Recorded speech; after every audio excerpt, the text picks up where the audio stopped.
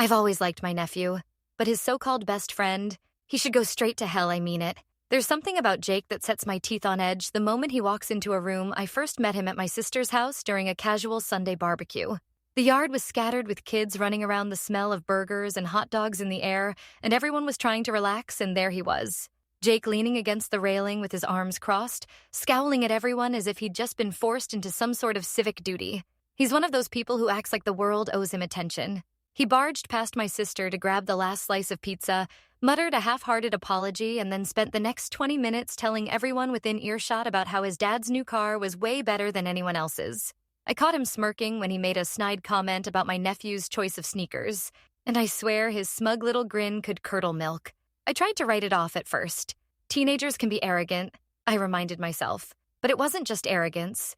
It was entitlement. Rudeness wrapped in charm. The way he talked down to the adults, yet tried to act like he was somehow in charge. It made my skin crawl. My nephew, bless him, seemed oblivious, treating Jake like some sort of hero or big shot. That afternoon, I realized that this wasn't just a kid being difficult. This was a pattern. Every joke Jake made at someone else's expense. Every eye roll when an adult spoke, every smug "I know better than you" look. It was intentional. He thrived on the discomfort of others. And I knew the second he flashed that grin at my nephew and whispered some ridiculous dare that trouble was already in motion. I stayed quiet that day, sipping my lemonade, trying not to let him see that I'd already pegged him for what he was. But inside, I was already plotting the moments where I could pull my nephew aside and warn him, because I had a feeling that Jake wasn't just a bad influence. He was a storm, and my poor nephew was right in the middle of it. I've always liked my nephew, but his so-called best friend, he should go straight to hell. Liam has always been the kind of kid who lights up a room, the one everyone gravitates toward without even trying. I've been lucky enough to be part of his life for all of it. Soccer games, science fairs, late-night conversations about video games or school drama. I like to think of myself as someone he can trust. Someone who'll step in when he needs guidance, even if it's just a quiet word in the kitchen when the rest of the house is laughing. Occasionally, I indulge him a little. I bend the rules, sneak him an extra cookie, but always with the intent of keeping him safe and happy. Then came Jake. It started innocently. Liam met him in school, bonded over online games, and suddenly he had this friend who at first seemed like just another teenager. Jake was charismatic in a showy way, the kind of kid who laughed loudly at his own jokes and had a knack for making everyone else feel small. I didn't want to judge too quickly, but there was something off. The first red flags were subtle. Jake would talk over adults, dismissing advice with a smug smirk. He would overstep boundaries, wandering into private spaces, taking things without asking, making sly, belittling comments about family traditions or even my own habits. And the worst part, Liam didn't notice. He was completely loyal, shrugging off my warnings. With "You don't understand him, he's my friend. Boys will be boys," my sister would say. Whenever I expressed concern, "He's just a kid," my mom would add, waving me off. But I couldn't ignore the pattern forming right in front of me. The first incident that made my blood boil happened during a weekend at home. We were all gathered for a casual family dinner when I noticed my grandmother's watch missing from the display case. Moments later, I caught Jake fiddling with it like it was nothing. When I confronted him, he lied effortlessly, trying to charm his way out of trouble. Liam almost defended him. That's when I realized Jake didn't see consequences, and he didn't care who he hurt in the process. After that, his behavior escalated. He began manipulating situations, subtly turning family members against me. At dinner, he'd make passing comments about how I never understood teenagers or always try to control Liam.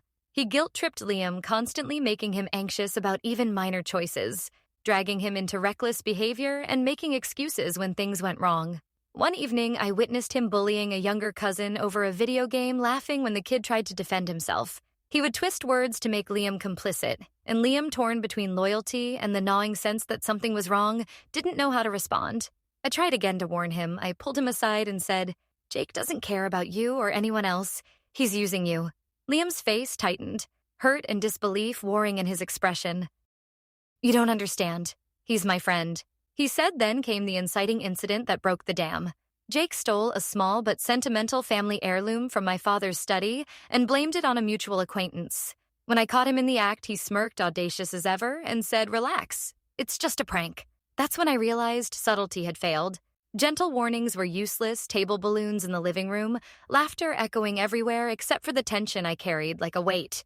Jake, as usual, was in the center of the chaos, flaunting his entitlement, mocking family members under his breath, and finally going too far. He publicly humiliated Liam over a joke gone wrong. Laughing so hard the room went quiet. I could see the hurt in Liam's eyes. Confusion battling loyalty. I snapped, I confronted him, calling him out in front of everyone. Enough. You don't get to treat my family or me like this. This ends now. Jake, of course, tried to twist it, guilt-tripping Liam, claiming I was overreacting, being dramatic. Even as the room fell silent and everyone started noticing the truth. After that confrontation, things shifted.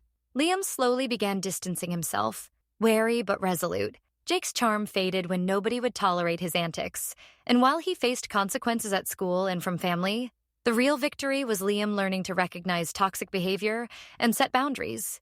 It hasn't been perfect. There were moments of regression, lingering tension, and uncomfortable dinners, but I finally felt some relief. I realized patience has limits, and that sometimes the best guidance comes with firm boundaries. Liam eventually apologized for not listening sooner, for letting loyalty blind him to reality. I love my nephew. But Jake, he should go to hell. It's a bitter lesson, but one worth sharing. Notice the warning signs early. Speak up even if you're ignored, and don't underestimate the impact of a toxic friendship. I've always liked my nephew. But his so-called best friend, he should go straight to hell. I first noticed Jake during a family barbecue at my sister's place. The backyard was alive with kids running around, the smell of burgers drifting through the air, and everyone trying to enjoy a sunny Sunday afternoon. And there he was, Jake leaning against the railing, arms crossed, scowling as if he had just been sentenced to be among mortals. He grabbed the last slice of pizza without asking, muttered a half-hearted apology, then spent the next 20 minutes talking about his dad's new car, like it was the eighth wonder of the world. He sneered at my nephew's sneakers, smirked when an adult offered advice, and made a pointed joke at my sister's expense. Everything about him screamed entitled arrogant and deliberately disruptive. I tried to convince myself it was just teenage arrogance, but by the end of the afternoon, it was obvious Jake wasn't just a brat. He was a storm in human form. Every eye roll, every smug remark, every small attempt to dominate conversation, it was intentional. My nephew, blissfully unaware, treated him like a hero. And that more than anything made my blood boil by the time dessert rolled around. Jake had managed to spill a drink on the neighbor's dog, mock my aunt's cooking, and convince my nephew to climb a tree. He clearly wasn't ready for. I caught my nephew about to do something reckless, and I had to step in. Jake, I said, voice calm but firm. This ends now. He looked at me like I'd grown a second head but didn't argue. For now, watching him swagger off later, laughing and high-fiving my nephew for no reason at all, I realized something important. Kids like Jake don't change unless someone draws a line.